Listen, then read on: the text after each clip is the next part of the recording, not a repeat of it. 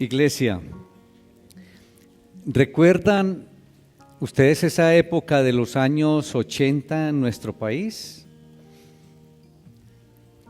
Esa época cuando los narcos se apoderaron de nuestro país, ¿cuánto daño nos hicieron? Y recuerdo que en esa época los jóvenes y los niños viendo todo ese despliegue de fiestas, de carros, de viajes, de la forma en que vivían estas personas, los jóvenes y los niños solamente querían vivir de esa manera. Dañaron, no sé, 2, 3, 4 generaciones. Esos excesos son muy peligrosos. Pero creo que también hemos observado una profunda pobreza, o la profunda pobreza que hay a nuestro alrededor. Solamente es una mirada aquí a las comunas, donde convivimos ahí con ellos, y hay una pobreza profunda. Y en los últimos tiempos de un país vecino, hemos también visto cómo la pobreza no solamente ha llegado a ellos, sino que ellos han emigrado a muchos países vecinos y nosotros hemos recibido a muchos de ellos. Y muchos de ellos llegan aquí sin un trabajo, sin dónde llegar, a la deriva completamente. Y entonces, en muchas ocasiones, yo me pongo a pensar, ¿qué hace un padre de familia, de esa familia que vino, viendo a su familia con hambre, en la pobreza absoluta? ¿Qué puede hacer una persona de estas? Por eso a la mente de esta persona pueden llegar muchas cosas de las que denominamos mala vida, ¿sí? Puede llegar el pecado completamente, puede llegar también muchas otras cosas. Es decir, los extremos son malos. Los vemos en la abundancia, en la riqueza abundante, pero también el extremo de una profunda pobreza. Todos esos extremos son muy malos. Y no solamente los aspectos económicos nos llevan a puntos negativos en la vida, también puede ser el carácter de cada uno de nosotros, la vanidad que hace parte como del carácter de una persona, lo puede llevar a uno a muchas personas y a no socializar, por ejemplo. Y la forma en que nos expresamos a veces nos lleva a unos momentos no muy gratos y a unas relaciones también no muy gratas. Nos llevan a muchos problemas. Los extremos desde el punto de vista económico, el extremo de mucha pobreza, el extremo de mucha abundancia, pero también el carácter nos lleva a muchos problemas. ¿Qué hacer entonces? Es la gran pregunta. ¿Qué hacer? Y el Señor hoy nos regala una palabra para que meditemos en lo que podemos hacer o cómo interpretar esas situaciones. Por eso los animo, hermanos, para que vamos al libro de los Proverbios. Proverbios. Ubicamos en el Proverbio número 30. Vamos a hacer énfasis en los versículos 7, 8 y 9, pero como siempre, hermanitos, voy a leer desde el inicio para que la palabra del Señor sea leída en su... Leo la palabra en el nombre del Padre, del Hijo y del Espíritu Santo. Amén. Palabras de Agur, hijo de Jaque, la profecía que dijo el varón a Itiel y a Ucal. Ciertamente más rudo soy yo que ninguno, ni tengo entendimiento de hombre. Yo ni aprendí sabiduría, ni conozco la ciencia del santo. ¿Quién subió al cielo y descendió? ¿Quién encerró los vientos en sus puños? ¿Quién ató las aguas en un paño? ¿Quién afirmó todos los términos de la tierra? ¿Cuál es su nombre y el nombre de su hijo, si sabes? Toda palabra de Dios es limpia. Él es escudo a los que en él esperan. No añadas a sus palabras para que no te reprenda y seas hallado mentiroso. Versículo 7. 2 cosas te he demandado. No me las niegues antes que muera. Versículo 8. Vanidad y palabra mentirosa aparta de mí. No me des pobreza ni riquezas. Manténme del pan necesario. No sea que me sacie y te niegue y diga, ¿quién es Jehová? O que siendo pobre hurte y blasfeme el nombre de mi Dios. Padre, te alabamos, te damos honra, te damos toda la gloria en el poderoso nombre de Cristo Jesús. Gracias, Padre, por tu palabra. Gracias por hacernos un llamado hoy a reflexionar, Señor, sobre estos aspectos. Y la manera también de cómo te clamamos y cómo te oramos, Señor.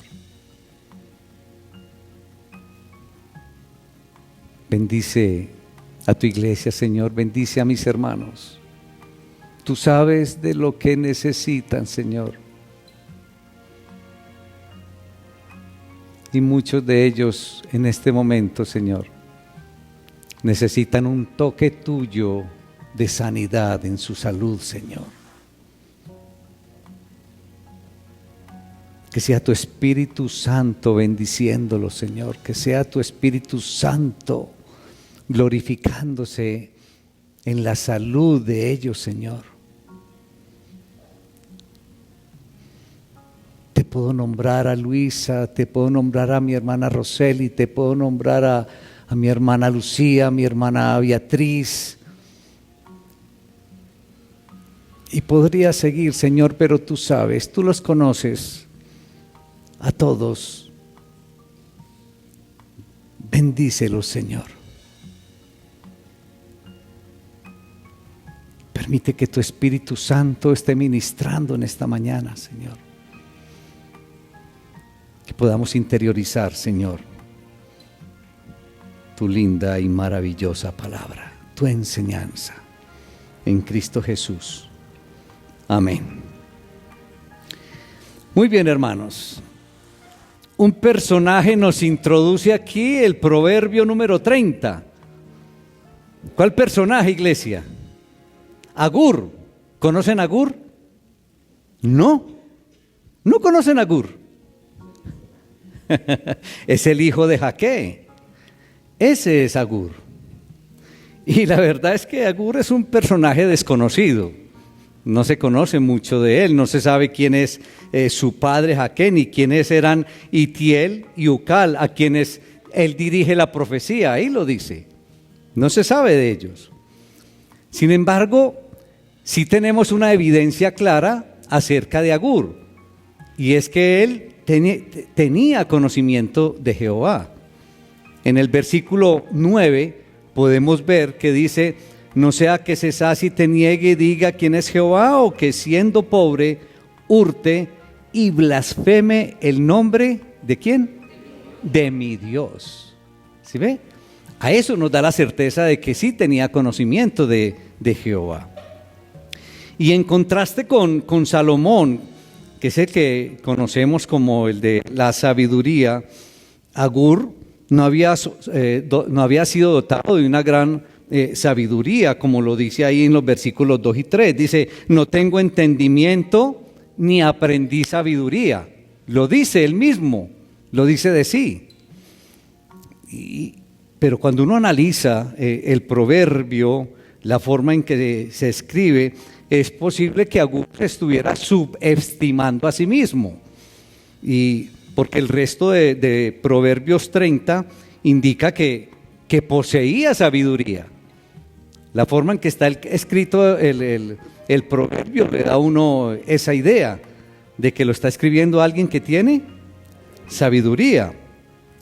En este sentido, entonces, las palabras que uno encuentra aquí de Agur demuestran como una humildad que es digna de alabar, de reconocer, muy acorde a lo que Pablo nos pide en Romanos capítulo 12, versículo 3, cuando nos dice que no tenga más alto concepto de sí del que se debe tener.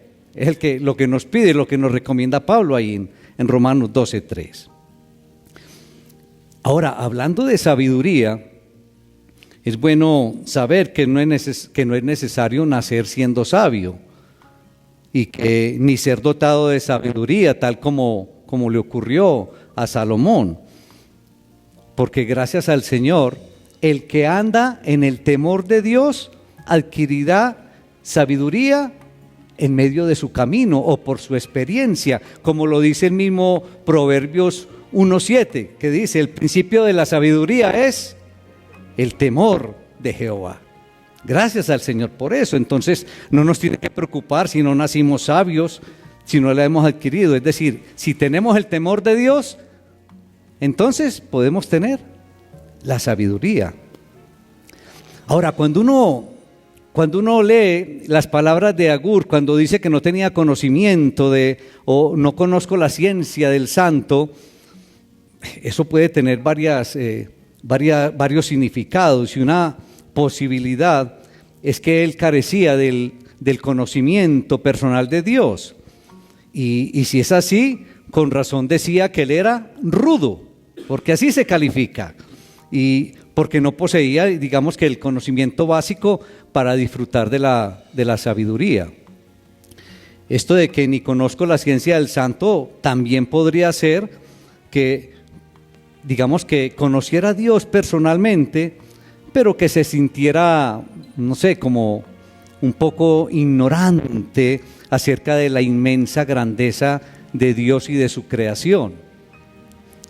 Y una tercera posibilidad también es que dirigiera esas palabras a un personaje, digamos, arrogante, que profesaba grandes conocimientos. Y en este caso, a lo mejor quiso silenciarlo con unas palabras parecidas a las que salieron de la boca de Dios en el caso de Job. ¿Recuerdan? En Job 38, cuando el Señor le dice: ¿dónde estabas tú cuando fundaba la tierra? ¿Se acuerdan? Esas palabras que le dijo el Señor a Job, y que le dice: hazme saber si tienes inteligencia. Y en el versículo 4, Agur afirma que es imposible para el hombre conocer a Dios por su propia inteligencia, y entrega 5 preguntas retóricas, preguntas que esperan una respuesta que nadie o que solo Dios. Por ejemplo, ante la primera pregunta, por supuesto que Jesús descendió del cielo y que después ascendió, porque esas preguntas, ¿quién subió al cielo y descendió? Pregunta retórica, tiene una respuesta única. ¿Quién encerró los vientos en sus puños? ¿Quién ató las aguas en un paño? Y etcétera. Además, con la sabiduría de Proverbios 8, ojalá ustedes anoten ahí en sus noticas, en sus casas, vayan a Proverbios 8, lean Proverbios 8, para que vean la sabiduría que resalta ahí. Y se dice que esa sabiduría estaba desde la creación, así como Jesús mismo estuvo desde la creación. Es bien hermoso también el proverbio número 8. Y en los versículos 5 y 6 muestra Agur el camino para conocer a Dios. Y se dice que esto se logra mediante la revelación de sí mismo. ¿Mediante qué? Ayúdenme. ¿Cómo se logra? Ahí en los versículos 5 y 6. Con la palabra. Mire que casi que cada 8 días en el mensaje central tenemos esta recomendación de parte del Señor. La palabra, para conocer o recibir la revelación de Dios para cada uno de nosotros. Pero lo dice ahí, lo manifiesta Agur en los versículos 5 y 6, donde él dice que la palabra es, ¿qué calificativo le da? Ayúdenme. Limpia. Miren qué belleza. Dicen, la palabra es limpia. Él mismo es escudo a los que le esperan. Qué belleza. Pero también advierte que el que le añada una palabra, ¿sí?, digamos, incurre en reprensión. Y aquel ser humano que le agregue, digamos, su propia filosofía o su propia interpretación a la palabra de Dios y que encuentre oposición entre ellas, este será un mentiroso. Mire, ahí está. Es bonito como Agur se refiere ahí. Cuando uno encuentra aquí de que no se añada ni una palabra, ni una letra aquí a la palabra de Dios, uno recuerda Deuteronomio capítulo 4, versículo 2. Cuando dice, no añadiréis a la palabra que yo os mando, ni disminuiréis de ella, para que guardéis los mandamientos de Jehová vuestro Dios que yo os ordeno. Dice en Deuteronomio 4:2. Y entonces ahora llegamos a los versículos 7 a 9. Y es donde entonces vamos a ver que el Señor nos va a enseñar hoy a que nos ajustemos o a que vivamos una vida a la justa medida. Vamos a recordar estos versículos, vamos a volverlos a leer. Versículo 7. Miren que esto está dentro de una petición que está haciendo Agur al Señor. Y le dice de esta manera: 2 cosas te he demandado, o sea, 2 cosas te he pedido. No me las niegues antes que muera. Vanidad y palabra mentirosa, aparta de mí. Como quien dice, quita de mí. ¿Quita de mí qué? La vanidad y la palabra mentirosa. No me des pobreza, ni riquezas. Ya hago un paréntesis ahí, porque yo creo que nosotros muy de vez en cuando podemos orar en forma parecida, pero yo creo que la cambiamos un poquito, ¿sí?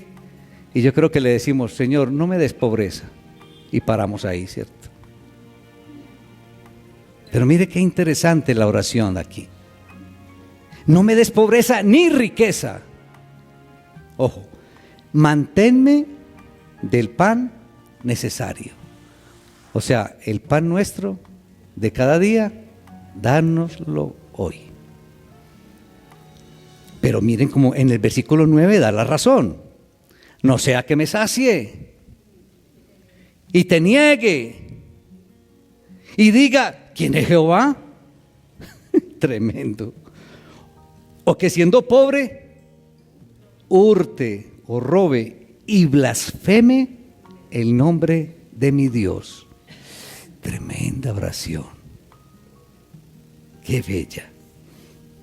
Esos versículos 7 al 9 forman un párrafo unido por un solo pensamiento, es lo que podemos ver ahí. Y el versículo 7 ruega la respuesta de una doble petición que está haciendo aquí el orador y que espera recibir antes de morir. Esto nos hace recordar el caso, ¿recuerdan? El caso de Simeón por allá en Lucas, ¿sí? Cuando conoció al Salvador y dijo, bueno, ahora sí puedo morir. Y el versículo 8 entonces explica los 2 aspectos de la petición. Por un lado, lo que le está pidiendo cuando le dice que le quite la vanidad y que la palabra mentirosa que se la quite también, básicamente, ¿en qué aspectos de la personalidad está pidiéndole que le quite? Pues que le moldee el carácter, ¿cierto? Que le moldee el carácter, porque ese orgullo y esa vanidad tiene que ver con el carácter de uno. y que le quite la palabra mentirosa. Eso uno lo puede relacionar ahí como que, bueno, que me quite la forma, digamos, de la forma mala en que yo me expreso, que también puede ser catalogada como una palabra mentirosa, no solamente la mentira como tal. Entonces lo que le está diciendo es: moldea mi carácter y moldea mi forma de hablar. Quita de mí el orgullo, la vanidad. Eso es lo que le está pidiendo en primera instancia.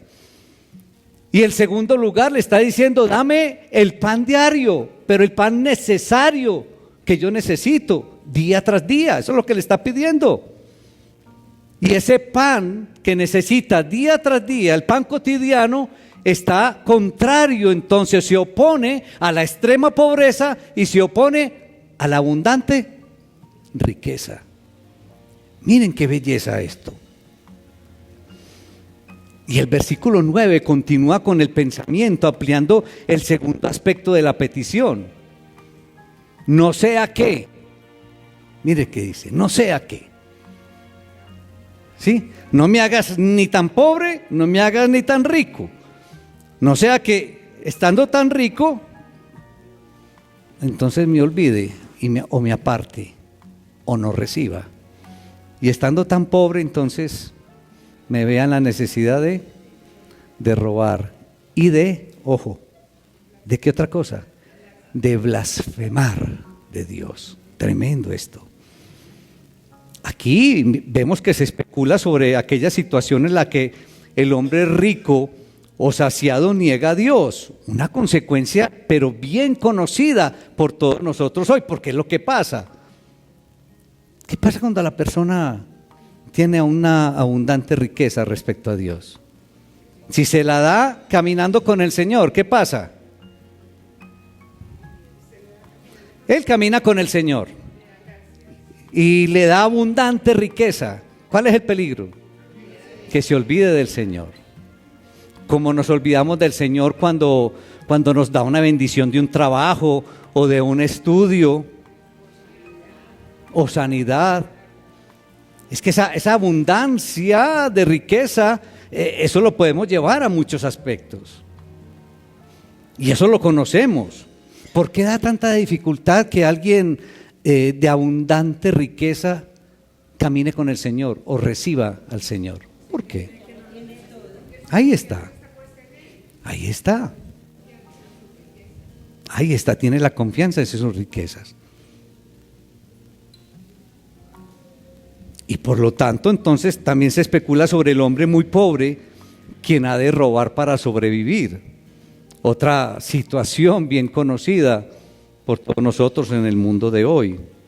Y con tal acción, entonces, no solamente roba, sino que niega o blasfema del Señor. En ambas situaciones, el hombre se aleja de Dios y eso es potencialmente casi seguro.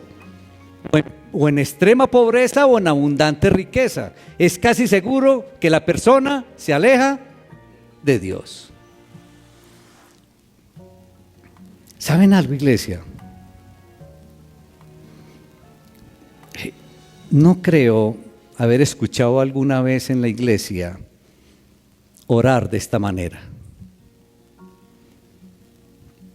Es más, tengo que ser sincero, no recuerdo yo haber orado también de esta manera. Cuando yo encuentro una oración de estas, mis hermanos, esto me sacude, me estremece, me llama tremendamente la atención.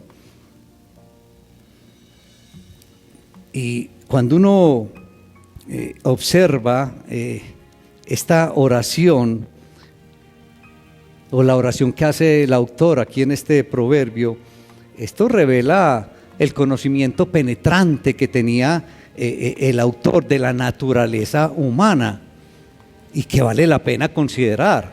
Es decir, el hecho de que él esté orando de esta manera era porque conocía a profundidad quién es el ser humano, quiénes somos nosotros, cuál es la naturaleza humana.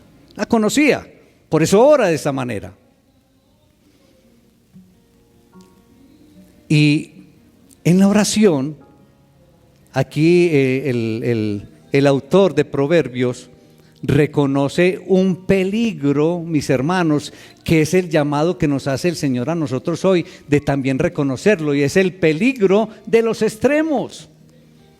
No solamente en lo que se refiere al dinero, sino en cualquier aspecto de la vida. Los extremos, todo extremo es dañino. Por eso hay que buscar los puntos medios, la justa media, la justa medida. Y eso es lo que uno encuentra aquí en este proverbio, que nos hace o nos invita a reconocer el peligro de los extremos. Ahora, para los que andamos en Cristo, hay una serie de realidades espirituales que solamente producen bendición en nuestra vida cuando las vivimos en un equilibrio justo.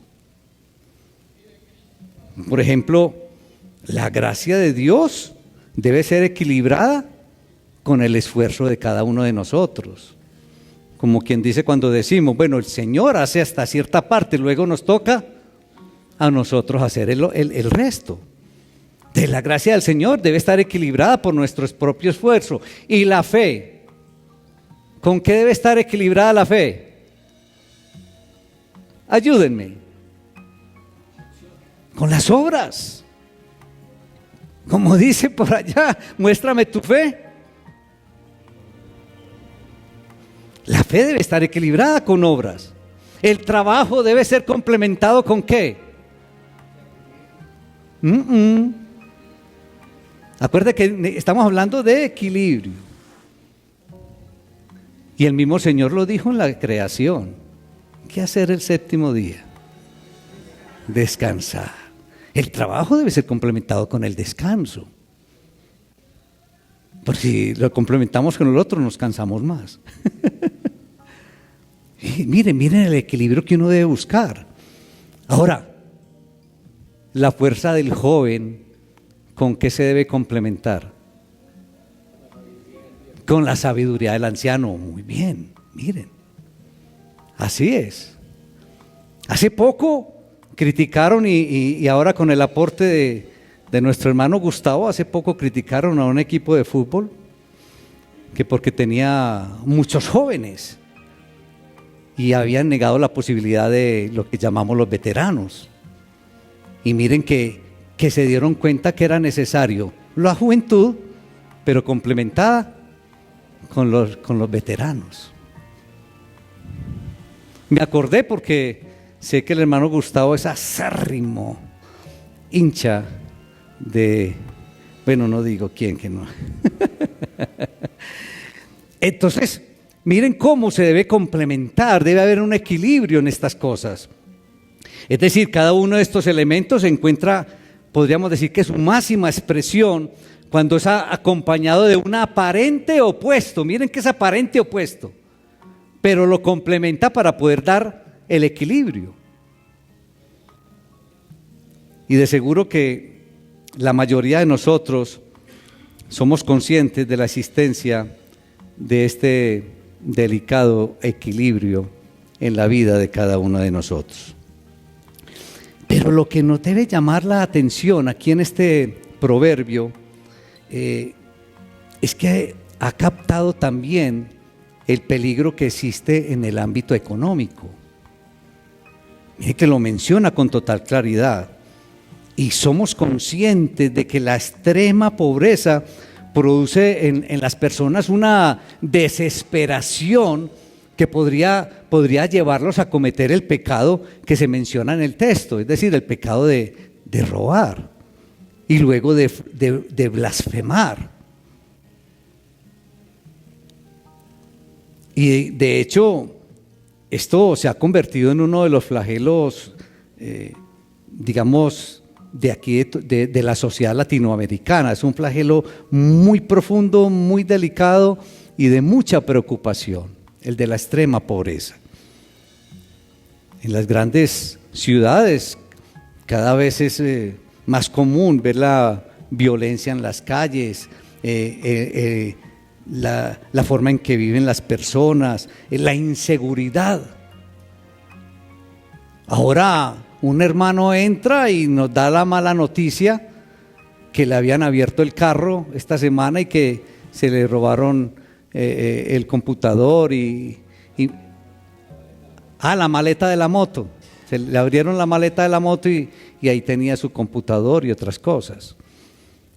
Y es la inseguridad tan grande que estamos viviendo. Es decir, para todos nosotros eso estamos viviendo, es muy común. Y ver todas las consecuencias que trae entonces la pobreza extrema. Y quizás para nosotros sea más fácil reconocer el peligro que trae la abundancia. Porque cuando hablamos de abundancia y una riqueza extrema, entonces sí, claro, es como más claro para nosotros la relación que hay en los temas con el Señor. Pero y que, miren, hasta la propia iglesia ha sido influenciada. Todos ustedes han oído mencionar de la teoría de la prosperidad en las iglesias, ¿o no? Mire que la misma iglesia se ha dejado impregnar de todos esos temas.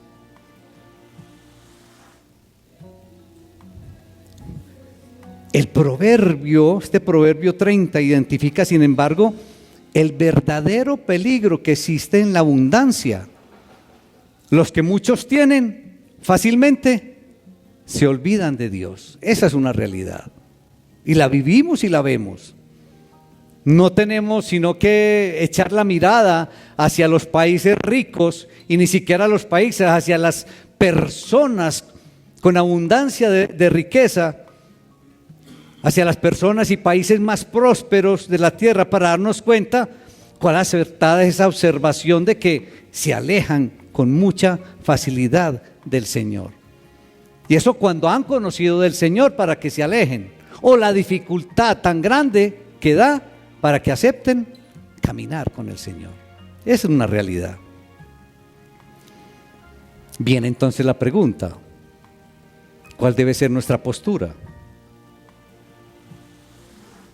¿Cuál debe ser nuestra postura, nuestro pensamiento?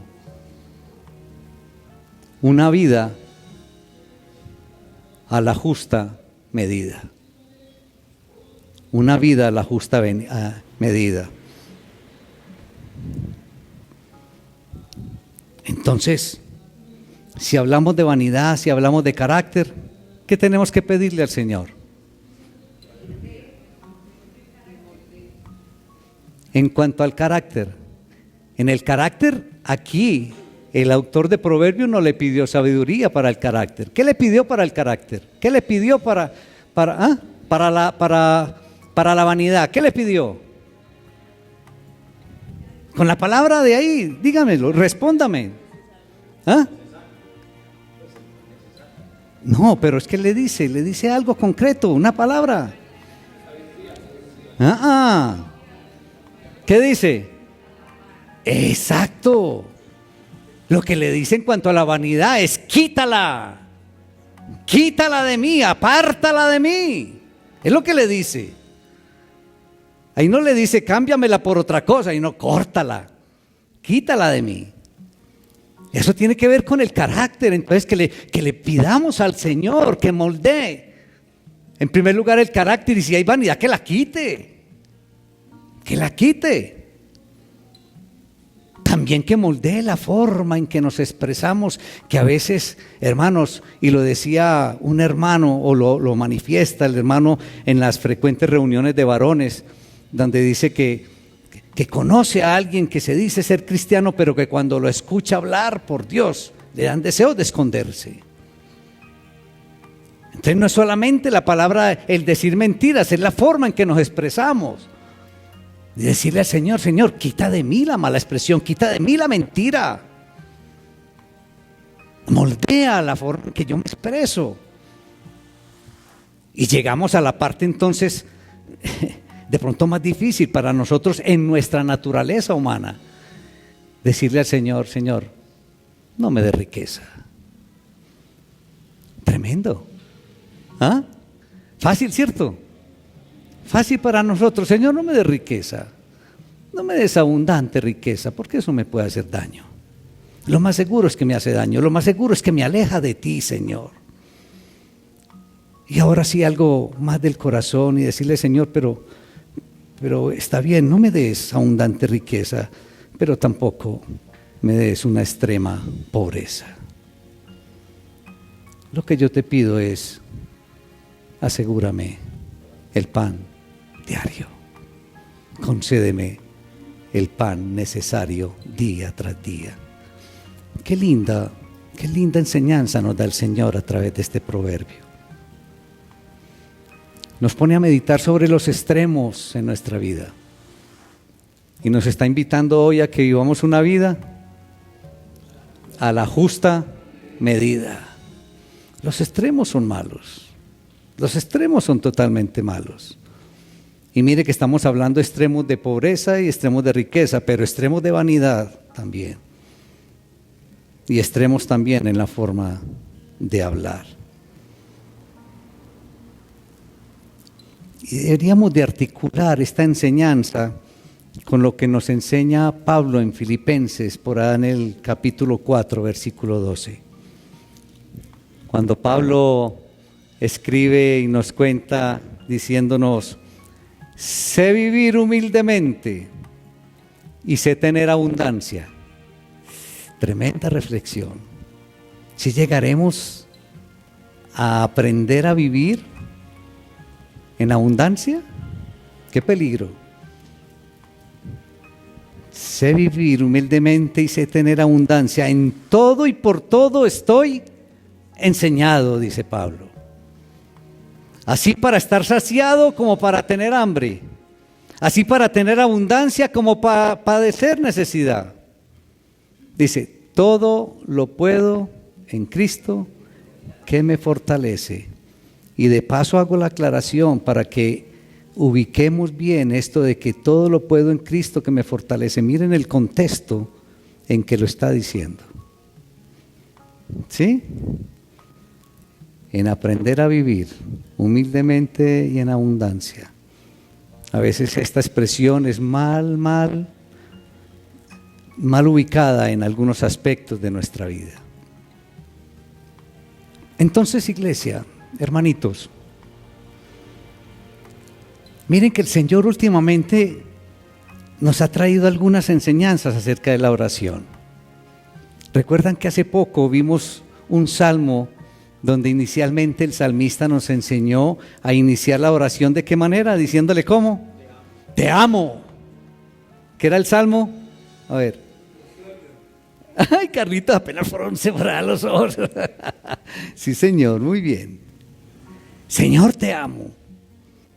Y aquí, hoy nos está enseñando el Señor para que en la oración le digamos, Señor, no me des tanto, pero tampoco me pongas tan poquito. Asegúrame el pancito diario. Ay, moldéame, quítame este orgullo y esta vanidad. Miren qué bonito todo esto para que vamos practicando nuestra oración. Eso nos llama también y nos invita a que oremos. Porque ¿para qué todas estas cositas que nos regala el Señor si no oramos? ¿Ah? Díganme, hermanos. Esto es para que practiquemos la oración y para que pongamos en práctica esto. Mi corazón se llenaba de alegría cuando la semana pasada me encontraba con algunos hermanos y me decían, pastor, yo le digo al Señor, Señor, te amo, porque al menos se le quedó esto del mensaje. Qué lindo expresarle ese sentimiento al Señor en nuestra oración. Señor, te amo. Que salga eso del corazón. Y enfocarle también la oración en esta dirección que nos enseña el Señor a través de este Proverbios 30. Y pedirle al Señor, finalmente, Señor, enséñame a vivir una vida a la justa medida. Aparta de mí los extremos, porque me hacen daño. Padre, te alabamos, te damos honra, te damos toda la gloria, en el poderoso nombre de Cristo Jesús. Gracias, Señor, día tras día. Nos enseñas, Señor, cosas maravillosas y especialmente, Señor, un enfoque de la manera en que debemos orar, la manera en que debemos comunicarnos contigo, la manera en que debemos clamar a ti, la manera en que debemos buscarte, la manera de hacer nuestras peticiones, considerando lo que nos conviene y lo que no nos conviene. Ayúdanos, Padre, con el poder del Espíritu Santo, para que esta enseñanza, Señor, del día de hoy a través del Proverbio 30, la tengamos muy en cuenta también en nuestra vida, en nuestro diario vivir.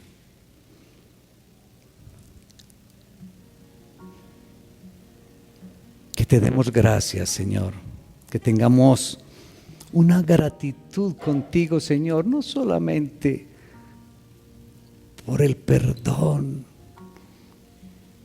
por la vida eterna, sino porque nos enseñas la manera correcta de vivir este paso temporal por la tierra.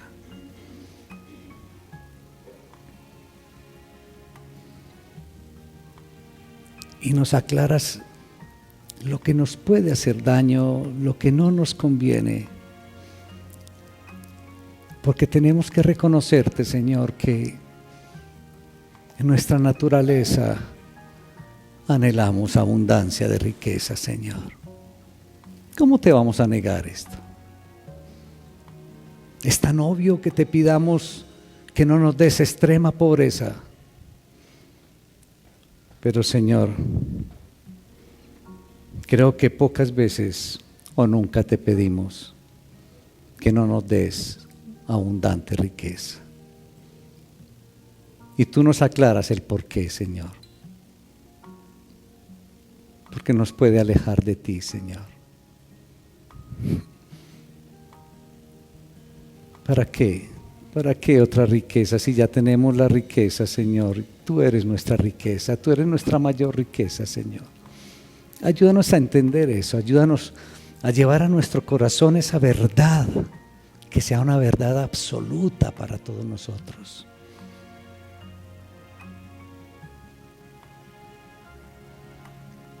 Y que te pidamos, Señor, así como nos enseñaste en aquella forma de orar,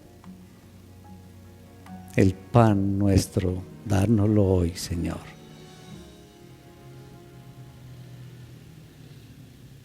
El pan diario, Señor, que podamos contar con Él. Y que podamos contar, Señor, muy especialmente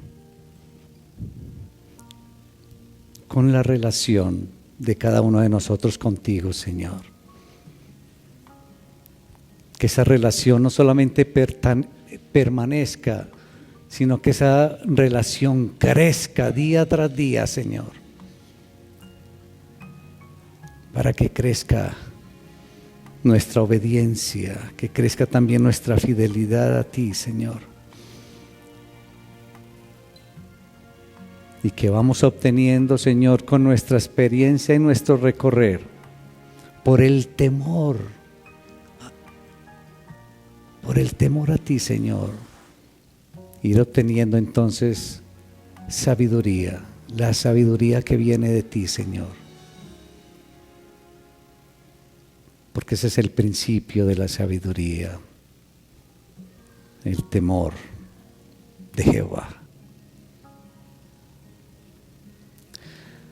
Gracias por tu palabra, Señor. Gracias, gracias porque insistes en tus enseñanzas, en la importancia de estar pegadito de tu palabra. Porque a través de ella, Señor, recibimos tu revelación, recibimos tu carácter, recibimos orientación y dirección, recibimos el camino correcto porque tú eres el camino correcto. Enséñanos, Señor, y permite, Señor, que disfrutemos una vida a la justa medida. Y que estemos muy pendientes de los extremos que son tan dañinos, Señor. Te damos la honra y la gloria, Padre Celestial, en el glorioso nombre de Cristo Jesús. Amén.